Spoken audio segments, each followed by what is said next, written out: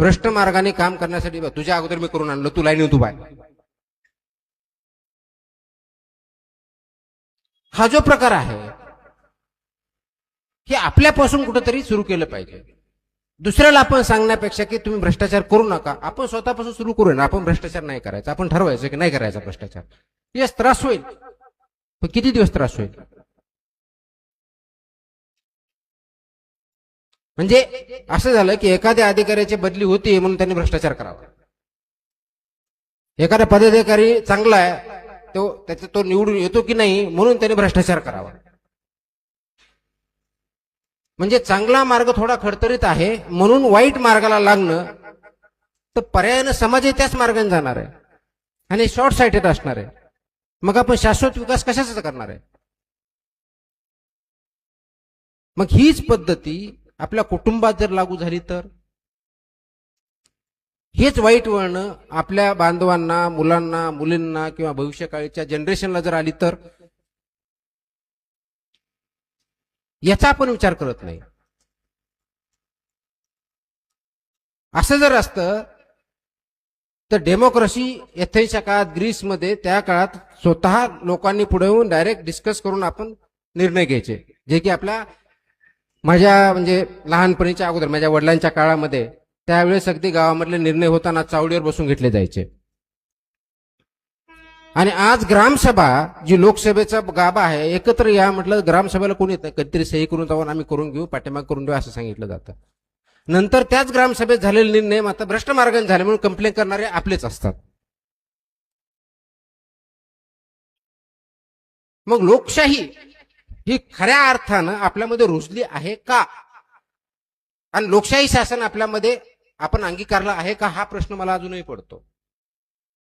फक्त राज्यघटना आली, दर 5 वर्षांनी इलेक्शन झाले म्हणजे लोकशाही, हा त्याचा अर्थ होत नाही. किंवा त्याच्या पुढे जाऊ आपण बघू, आपल्या कुटुंबामध्ये लोकशाही आहे का? कुटुंबामध्ये का घरामध्ये फक्त एकानेच बोलायचं आणि बाकीचे नाही ऐकायचं असं असेल तर तुम्ही लोकशाही म्हणणार आहे का?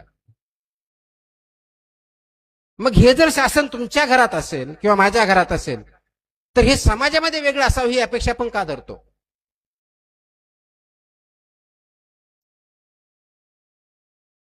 आणि हे जर आपल्याला बदलायचं असेल तर त्याची सुरुवात आपल्या स्वतःपासून झाली पाहिजे.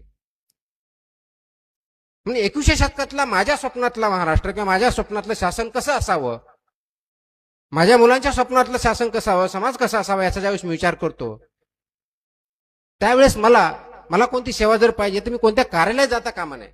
मला माझ्या मोबाईलवरती डिजिटल टेक्नॉलॉजीच्या माध्यमातून, इन्फॉर्मेशन टेक्नॉलॉजीच्या माध्यमातून ती भेटावी. व्हॉट्सअप नव्हे, सगळ्या सेवा मला बँकेचे मोबाईलवर करता यावेत, मला सर्टिफिकेट त्याच्यावरती भेटावेत, मला ट्रान्सपोर्ट करायचं तर माझ्या मोबाईलवर पाहिजे बस कुठपर्यंत आली, कुठं नाही आली, किती वेळात पोहोचणार आहे. हे 2016-17 मध्ये पीएमपीएमएल केलं होतं. म्हणजे घर बसल्या सेवा आपण करू शकतो. त्यासाठी काम करण्यासाठी ऑफिसमध्ये जाण्याची गरज का भासावी, अशा अनेक देशात चालू आहे. आपल्याकडे का होऊ शकत नाही? आपण ते सोडून मात्र व्हॉट्सअपवरती, फेसबुकवरती एवढं आपण बाकी रील्स बघत बसतो. पण ते एक विचारवंत कोणाचे ऐकायचे असेल ते बघत बसत नाही. तर माझ्या स्वप्नातला तो असेल की डिजिटल क्रांतीचा वापर करून शासन असावं, त्याच्यामध्ये पारदर्शकता पूर्णपणे असावे, भ्रष्टाचाराला वाव असता कामा नये, तरुणाईचा सहभाग असावा.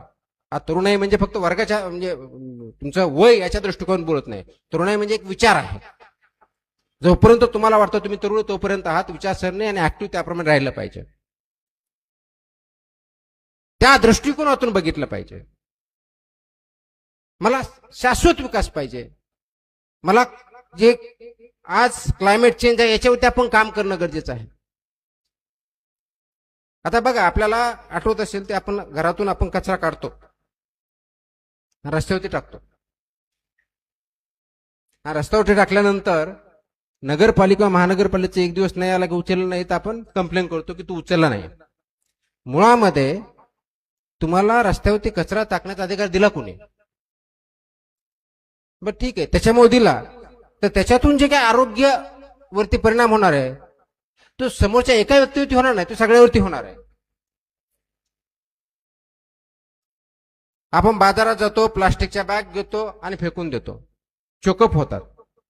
पण प्लास्टिकच्या बॅगवरती बॅन शासनाला सांगतो, प्लास्टिक बॅन का करत नाही? तुम्ही वापरायचं बंद केव्हा, दुसऱ्या दिवशी प्लास्टिकच्या बॅग बंद होतील.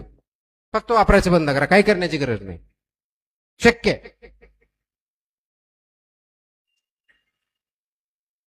हे करण्यासाठी आपल्या सर्वांना एकत्र येण्याची गरज आहे, विचारांनी आणि आचरणाने. ते आज आपण आहोत का, हा पहिला मुद्दा. आणि दुसरा मुद्दा, ज्यावेळेस 21व्या शतकातलं शासन म्हणतो, तर तुमच्या माझ्या विचाराचं शासन पाहिजे ॲज अ नागरिक म्हणून. याचा अर्थ प्रत्येक माझी मागणी मान्य झाली पाहिजे असं नाही. समाजासाठी, देशासाठी जे महत्वाचं, ज्याच्यामुळे समाज भला झाला तर माझं भलं होणार आहे. माझं एकट्याचं भलं झालं मग सगळ्यांचं समाजाचं भलं होईल अशी काही गॅरंटी नाही. तर सेल्फ इंटरेस्ट पेक्षाही समाजाचं भलं जर झालं तर डेफिनेटली माझं भलं होणार, या दृष्टिकोनातून बघितलं पाहिजे. म्हणून शासनामध्ये सहभाग नागरिकांचा प्रत्येक निर्णयामध्ये, पॉलिसी मेकिंग मध्ये, मला कोणत्या प्रकारची पॉलिसी पाहिजे